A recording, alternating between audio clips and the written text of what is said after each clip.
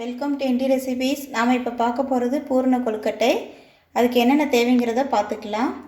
1 cup அரிசி மாவு, 1 cup தேங்காய் துருவி வச்சுருக்கேன், 2 ஸ்பூன் பாசிப்பருப்பு, 1 ஸ்பூன் பொரிகடலை, 3/4 கப் வெல்லம், தேவையான அளவு உப்பு, ஏலக்காய். பொரிகடலையை நம்ம மிக்சியில் போட்டு பொடி பண்ணிக்கலாம்.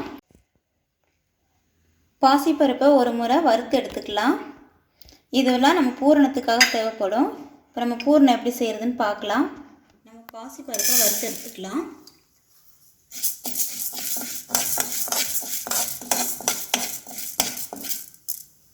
பாசிப்பருப்பு நல்லா வறுபட்டுருச்சு. இப்போ அடுப்பை ஆஃப் பண்ணிக்கலாம். இதுக்கு எண்ணெய் எதுவும் ஊற்றணுங்கிற அவசியம் இல்லை. வெறும் சட்டியிலே போட்டு வறுத்து எடுத்துடலாம். தண்ணி நல்லா கொதிக்கட்டும். பூரணத்துக்கு வேண்டியது எல்லாத்தையும் போட்டு மிக்ஸ் பண்ணி வச்சுக்கலாம். தேங்காய்,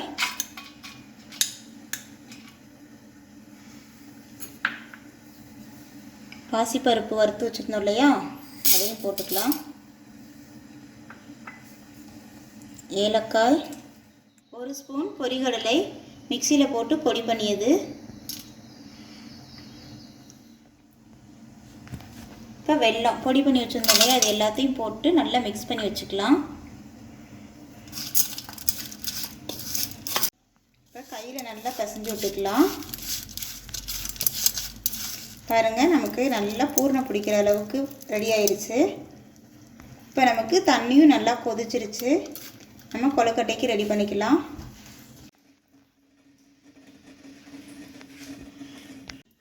தண்ணி நல்லா கொதிச்சிருச்சு. இப்போ ஒரு பவுலில் மாவு போட்டுக்கலாம்.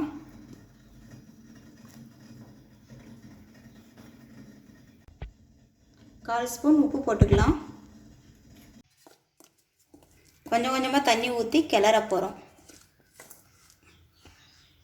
தண்ணி நல்லா சூடாக இருக்குது, கை எதுவும் வச்சிடக்கூடாது. கரண்டிலே விட்டு நல்லா கிண்டி விட்டுக்கலாம்.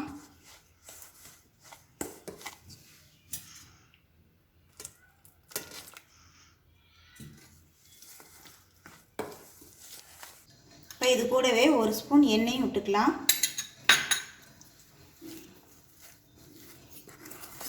இன்னும் கொஞ்சம் லைட்டாக தண்ணி ஊற்றிக்கலாம். நம்ம தண்ணி ஊற்றினோன்னா கரெக்டாக இருக்கும். தண்ணி நல்லா கொதிச்சிருக்கணும்.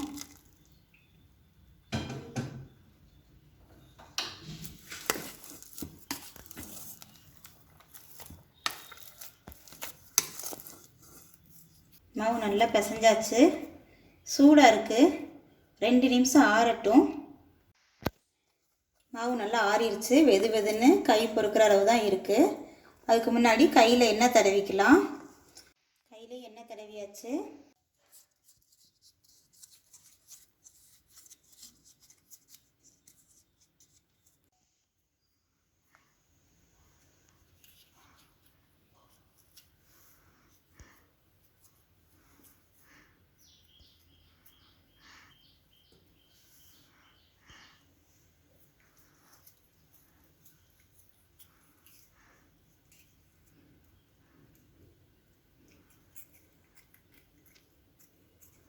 இந்த மாதிரி செஞ்சுக்கிட்டோம்னா நமக்கு அந்த அச்செல்லாம் நல்லா உழுகும்.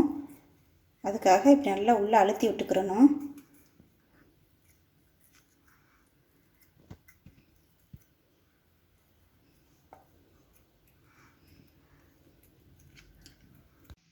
இப்போ இதுக்குள்ளே பூரணம் வச்சுக்கலாம்.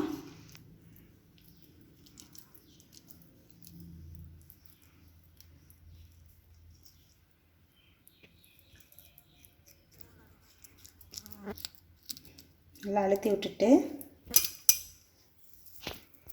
இன்னும் கொஞ்சம் மாவு எடுத்து இதை நல்லா இது மேலே வச்சு நல்லா அப்படியே அழுத்தி விட்டுக்கலாம்.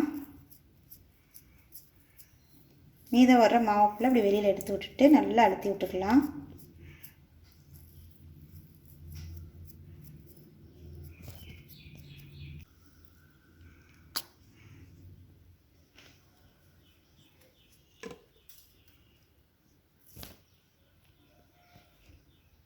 பாருங்கள், நமக்கு பூரண கொழுக்கட்டை ரெடி ஆயிடுச்சு.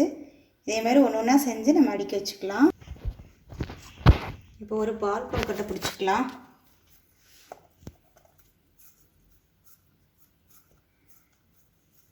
மாதிரி நல்லா உருட்டி வச்சுட்டு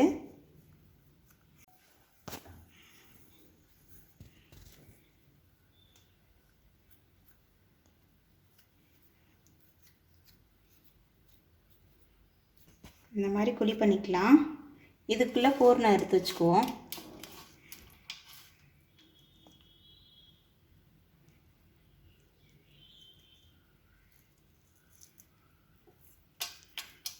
இதில் பூர்ணம் வச்சாச்சு. இப்போ அதை அப்படியே க்ளோஸ் பண்ண போகிறோம்.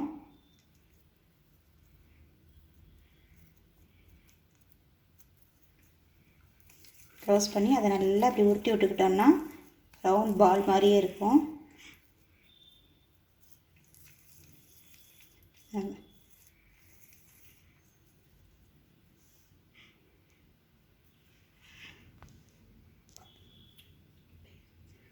இட்லி பாத்திரத்தில் வச்சு அவிச்சு எடுக்க போகிறோம். அவ்வளோதான், நம்மளோட பூர்ண கொழுக்கட்டை ரெடி ஆயிடுச்சு. ஒரு இனிப்பான ரைஸ் பால் கொழுக்கட்டையும் ரெடி ஆயிடுச்சு. அது கூடவே நீங்களும் இது மாதிரி வீட்டில் ட்ரை பண்ணி பாருங்கள். இந்த வீடியோ உங்களுக்கு பிடிச்சிருந்ததுன்னா மறக்காமல் என்டி ரெசிபி சேனலுக்கு சப்ஸ்கிரைப் பண்ணுங்கள், லைக் பண்ணுங்கள். தேங்க்யூ.